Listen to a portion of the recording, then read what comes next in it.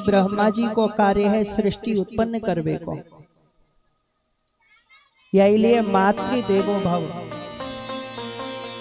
पितृ देवो भव, फिर आचार्य देवो भव। गुरुदेव भी भगवान का रूप क्यों है?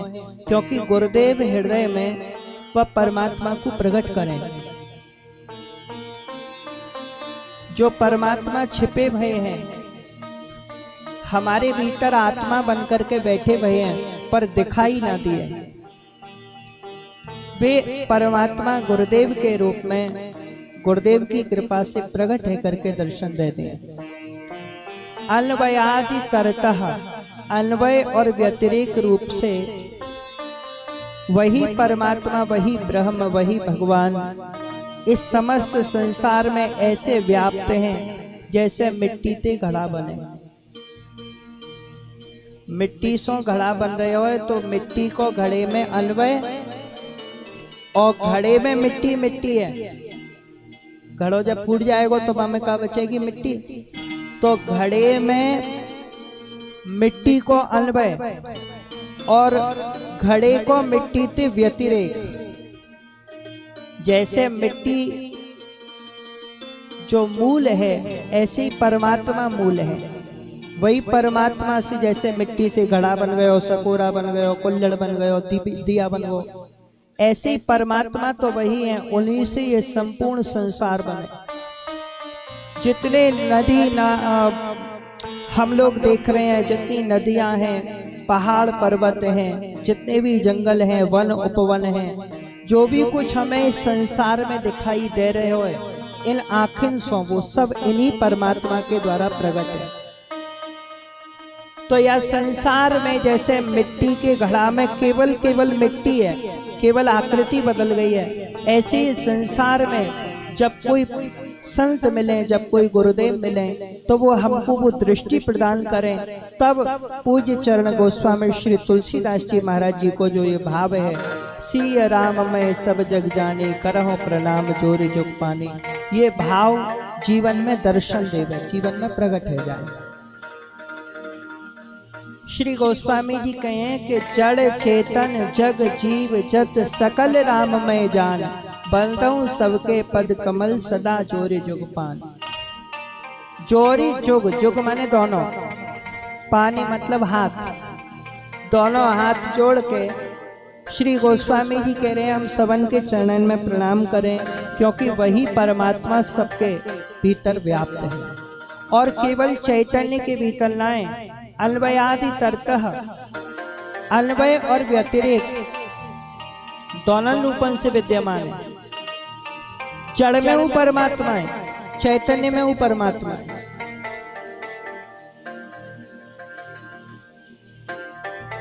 जो जड़ वस्तु है बिन में वो कहूं ना कहूं चैतन्यता है, पर बड़ी सूक्ष्म रूप से है।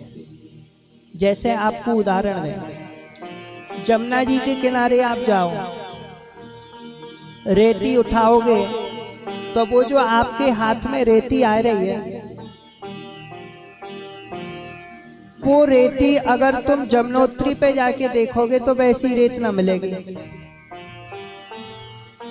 वहां मिलेगा पहाड़। जैसे जैसे जमुनोत्री से आगे बढ़ते जाएंगे धीरे धीरे ये बड़े बड़े पर्वत यही नदी से कट कट के छोटे छोटे गोले आप लोगों ने कई जगह देखे होंगे। नदियों में गोल गोल पत्थर से मिले, गंडकी आदि नदी में देखे होंगे, नर्मदा जी में सुने होंगे, जमुना जी में, गंगा जी में, सब जगह देखे होंगे। वो गोल पत्थर कहाँ है? वही आगे आकर के रेती बन रही है। भविष्य में जड़ भी अपना रूप बदल रहे हो। यह संसार में जितनी भी जड़ वस्तुएं सब अपनी आकृति को परिवर्तित कर रही हैं। यही लिए क्योंकि सबके भीतर केवल और केवल वही परमात्मा है। और यदि अन्वय और व्यतिरेक ये दो शब्द हैं प्यारो, ये जो दो शब्द हैं, इन दो शब्दन को अर्थ भिन्न भिन्न शास्त्रन की जो भिन्न भिन्न रीति है, भिन्न भिन्न परंपराएं हैं, बिल परंपरा के अनुसार इन दो शब्दों के अर्थ बदलते रहे, बहुत विस्तार है। सांख्य देखो 6 शास्त्र हैं हमारे सनातन धर्म में, 6 अंग हैं वेद के। सांख्य के अनुसार ये अन्वय और व्यतिरेक को अर्थ बदल जाएगा, वैशेषिक के अनुसार बदल जाएगा, न्याय के अनुसार दूसरा अर्थ है जाएगा, वेदांत के अनुसार या को अर्थ दूसरो, पूर्व मीमांसा के अनुसार दूसरो और उत्तर मीमांसा के अनुसार दूसरो, अलग अलग अर्थ।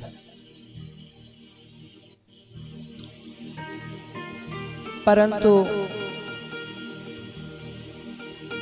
इतने शास्त्र के गंभीर गंभीर विषय में हम और आप लोग प्रवेश करेंगे तो पहली बात तो समय बहुत कम है भाई, 3-4-5 घंटा में कथा तो संभव है ही ना है, क्योंकि अति विस्तार है। कथा को जो समय आसूर्योदय मारभ्य सार्ध त्रिप्रहरांतकम लिखी हुई है महात्म्य में। सूर्योदय से जब सूर्योदय होगा तब कथा प्रारंभ होगा और सार्ध 3.5 प्रहर,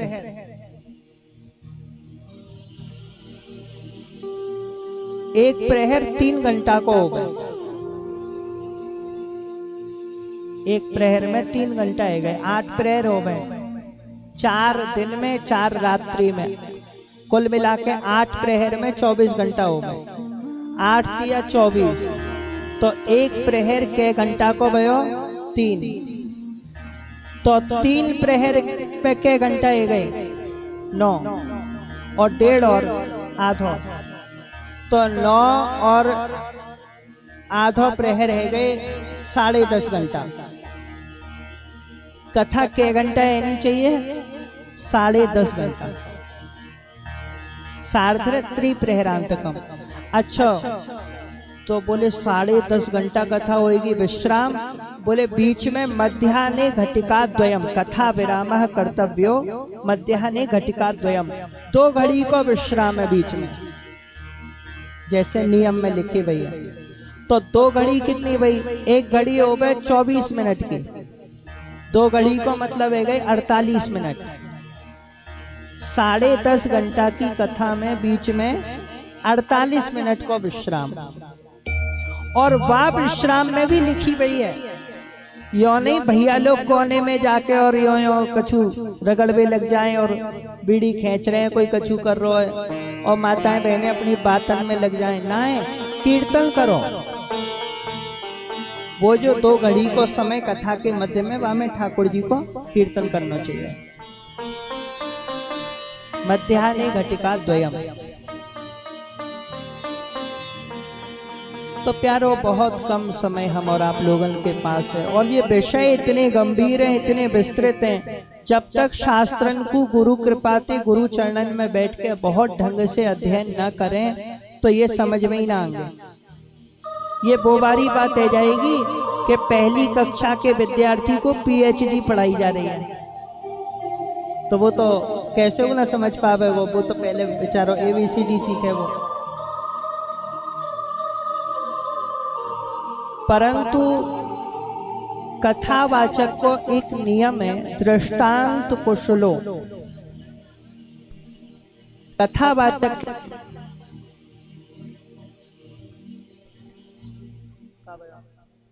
अच्छा, श्री राधे।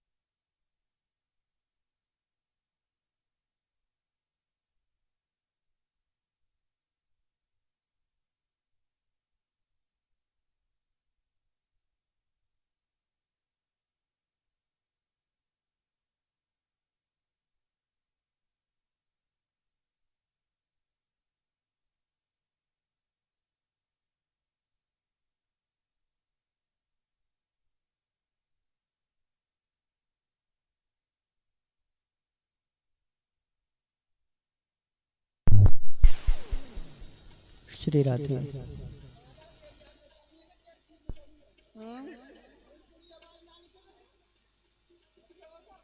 इनके बोलो फिर साउंड आ रहे भैया के।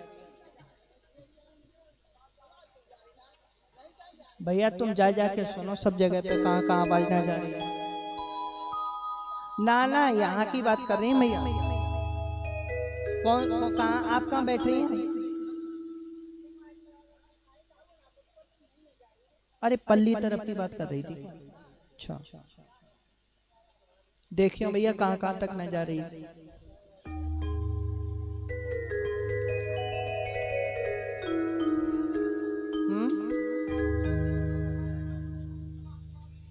मोबाइल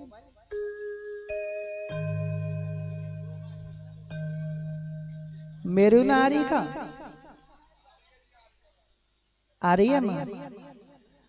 अच्छा मैया पल्लंग की बात कर रही थी क्या? हाँ तो 6 तुरई की बोली, हमने 6 की बता दी भैया। ज्यादा बताए थे तो ज्यादा ले आते है नहीं। तो प्यारो कथावाचक को एक नियम है, दृष्टांत कुशलो धीरः, दृष्टांत देवे में कुशल होए। अब ये शास्त्रन के अति गंभीर विषय हैं, अति गंभीर हैं।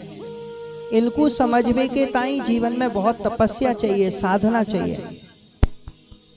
पर जब हम साधारण ग्रामीण क्षेत्र में कथा करें तब कैसे समझावें, तो एक बहुत सरल तरीका गुरु कृपा से प्राप्त भयो है, वो हम आपको सुनाई रहे हैं।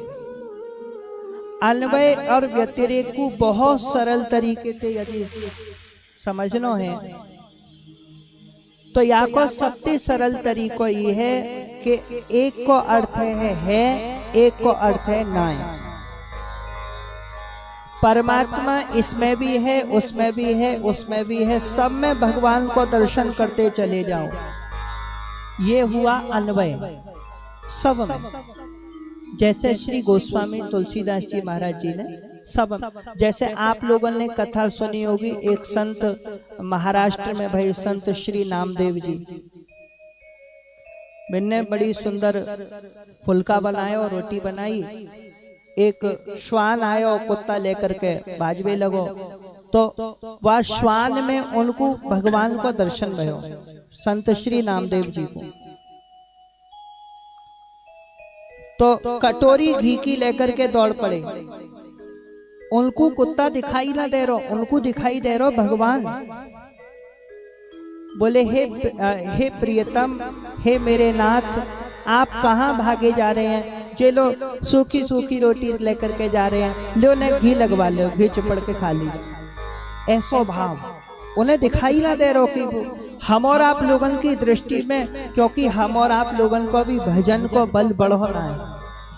अभी हम लोग संसार परिवार व्यवहार में इतने ज्यादा डूबे हुए हैं कि हमें सबको भेद पता है, ये है, ये है, ये है। पर जब वो भेद धीरे धीरे मिटतो चलो जावे तो सब में केवल और केवल ठाकुर जी को दर्शन। एक बार संत श्री नामदेव जी की झोपड़ी में आग लग गई, तो गांव बारे परेशान है गए, रे बेचारो सीधो साधो नामदेव आके झोपड़ी में आग लग गई, चलो बुझा में। रात्रि को समय सब गांव बारे दौड़े ले करके पानी। पर जब गांव बारे दौड़ के गए तो कहा देख रहे हैं, श्री नामदेव जी तो मनी मन में सोच रहे हैं, आज मेरे कन्हैया अग्नि के रूप में पधारे हैं। संसार को तो दिखाई दे रहा हो कि अग्नि लग गई और झोपड़ी जल रही है, पर नामदेव जी को अग्नि के दर्शन में, अग्नि में कन्हैया के दर्शन है रहे। क्यों? क्योंकि उनने सुनी प्यारे श्याम सुंदर को जो रूप है। ठाकुर जी कैसे हैं? बोले ठाकुर जी को एक नाम है घनश्याम। मेघ जब जल भर के ले आवे, भरे मेघन को जैसो स्वरूप रे, जैसे दर्शन होवे वैसो ही रंग प्यारे श्याम सुंदर को। तो ठाकुर जी के श्री अंग से नील कांति प्रकट है और पीत पीतांबर ठाकुर जी धारण करें। ठाकुर जी पीतांबर धारण करें और रंग कैसो सांवलो। तो अग्नि में जब दर्शन किया नामदेव जी ने तो जो अग्नि प्रज्वलित है रही तो सबसे पहले वहां में नीलो रंग दिखाई दियो और वहां नीले रंग में श्याम सुंदर के दर्शन भई और फिर अग्नि ने पीलो रूप धारण किया तो श्री नामदेव जी ने दर्शन किए साक्षात मेरे कृष्ण आए हैं अग्नि के रूप में पधारे हैं। ठाकुर जी जिस भी रूप में पधारे प्रेमी भक्त पहचान ले गए तो अपनी ही घर की सामग्री को जलाए वो प्रारंभ कर दियो नामदेव ने, लियो ठाकुर जी भोग लगाओ, लियो ठाकुर जी भोग लगाओ। अच्छा गांव बारे परेशान है गए, गांव बारे बुद्धिमान है और भैया जो ज्यादा बुद्धिमान रहे वही ज्यादा परेशान रहे। जहां में ज्यादा बुद्धि आ जावे ना वो यही अकल लगा तो रे महाराज जी ने का बोलो, कौन सा शब्द बोल दियो, ये ऐसो चो बोल दियो, वैसो चो बोल दियो। कहवे को जो भाव है ठाकुर जी को भजन करो, भजन छोड़ के सब सोच ले। वो ज्यादा बुद्धिमान व्यक्ति कथा में आवे ना तो अरे बोले ये कमी रह गई, ये सोना करवायो, सुन्ना जी ने ये सही ना करवायो, वो सही ना करवायो, रोते ही रहेगो जब देखो तब। क्यों? क्योंकि वो बुद्धि लगा रहा है। बुद्धि लगावे वाले के ये बात सिद्ध है जाए कि बाकी हृदय में भी ठाकुर जी विराजमान ना भय, क्योंकि जाको ठाकुर जी प्रिय हैं वो कमी ना देखेगा, वो केवल और केवल ये देखेगा मेरे प्यारे की कथा है रही है, बस आनंद आ रहे हैं। तो गांव बारे सोच में लग गए कि नामदेव तो बाबर होएगा, हम तो यहाँ के घर में अग्नि बुझावे आए हैं और जी अपने ही घर को सामान लियो ठाकुर जी भोग लगाओ, लियो ठाकुर जी भोग लगाओ, ये तो जला रो सामान। गांव बारे गुस्सा में उल्टे पाम लौट गए, बोले अरे बुद्धि खराब है गई है, बाबरो है वही तो अग्नि में अपनो सामान कौन जलावे भाई। और संसार के घर में आग लगे तो लोग क्या करें, लोग अपना सामान बचावे पहले, अरे जाए निकारो, जो भी बच जाए वो भी बच जाए। नामदेव जी उल्टो करें तो गांव मारे क्रोध में आए के छोड़ करके चल दिया, अरे बोले बाबरो या की का रक्षा करेंगे अब। पर भैया ठाकुर जी को और प्रेमी को नातो तो ठाकुर जी निभाएं। बस अगले दिन जैसे रात्रि की घटना भई, प्रातः काल जैसे ही सूर्योदय भयो लोगों ने सोची चलो नामदेव को देख के आवे। नामदेव जी की झोपड़ी में आग लगी, वो तो बढ़िया चकाचक एक नया सो छोटो सो महल बना के ठाकुर जी ने खड़ो कर दिया, झोपड़ी के स्थान पे महल बन गो। पूरे गांव वाले बोले भैया जी कौन ने बनायो? नामदेव जी बोले मैं जाकू भोग लगा रहा भाई ने बना दिया होगा। अरे भैया नामदेव हमारी झोपड़ी बहुत खराब पड़ी है, ऊपर से पानी आ रहा, कछु कछु है रो, हमारी बनवा दे भैया। तो नामदेव जी बोले तुम भी भोग लगा दो ठाकुर जी। अब घबराएगा हमारे बोले भोग लगावे को मतलब ये तो कह रहे आग लगा दो अपने घर में। अच्छा लोगों को उतना विश्वास ठाकुर जी पे ना, देखो बहुत बतेरे लोग ऐसे हो में कथा तो सुने कहें, पर जब जीवन में वो समय आवे परीक्षा को तो कदम पीछे हटा ले। क्यों? क्योंकि बुद्धि आड़े आ जाए। और यही बुद्धि को समर्पण पितामह भीष्म कर रहे हैं। इति मति रूप कल्पिता वितृष्णा भगवती सात्वत पुंगवे विभूमि। पितामह भीष्म कह रहे हैं हे कन्हैया, ये जो मेरी मति है बड़ी निर्मल है, मेरी बुद्धि ने जीवन में काउए स्वीकार ना किया, केवल और केवल आपके चरणन की प्रेमी है, आप या को स्वीकार करें। तो प्यारो ठाकुर जी के चरणन में यदि कछु समर्पित करवे को मन आवे कभी तो सबसे पहले या बुद्धि को समर्पण करिए, क्योंकि ठाकुर जी से मिलवे में ये बुद्धि सबसे ज्यादा आड़े आवे। क्यों, कैसे, किंतु, परंतु ये सब बुद्धि को खेल है। एक संत कथा करते, आप लोगों ने कथा सुनी होगी अगर वो मोबाइल में, श्री साकेत धाम वासी पूज्य चरण श्री राजेश्वरानंद रामायणी जी महाराज वे कथा में बड़ी प्यारी प्यारी बातें बताया करते। बिन में से एक बात ये हुआ है, बोले देखो जी ये है ना, ये जो शरीर के ऊपर विराजमान है जे जाए के खोपड़ी, काके आते खोपड़ी। बोले या को नाम खोपड़ी चो है, बोले याने कछु खो दियो है और पड़ी भैया, खो पड़ी, खो करके पड़ी भैया। ये कहा खो दियो याने, बोले याने परमात्मा खो दियो। पूरा संसार मन में आ जाएगा, पूरा व्यवहार मन में आ जाएगा, पूरा परिवार समाज ये वो सब आ जाएगा मन में। केवल प्यारे जय जय आवे में दिक्कत है जाए। यही लिए संत लोग के हो करें भैया, बचपन ते भजन करो, जब ते होश सुधार ले तब ते भजन करो। तो अन्वय और व्यतिरेक को बड़ो सरल अर्थ यही है, सब में ठाकुर जी के धीरे धीरे दर्शन करते चले जाओ, ये है अन्वय। और दूसरों नाय, नाय को मतलब का भयो, शंकराचार्य जी की दृष्टि अद्वैतवाद। शंकराचार्य भगवान का कह रहे हैं, वो कह रहे हैं भैया संपूर्ण जगत ही मिथ्या है, सत्य तो केवल परमात्मा है। यदि परमात्मा की दृष्टि से देखेंगे, गुण की दृष्टि से देखेंगे, तो काऊ में परमात्मा कौन आए, कैसे? बोले क्योंकि परमात्मा की जो व्याख्या है वो बड़ी अद्भुत है। परमात्मा सत्य है, परमात्मा नित्य है, परमात्मा शाश्वत है, परमात्मा अदृश्य है, अभोक्ता है, अकर्ता है, परमात्मा अनुपम है, अकथनीय है, अद्वितीय है, परमात्मा अनुत्तम है, इससे उत्तम कोई नहीं है।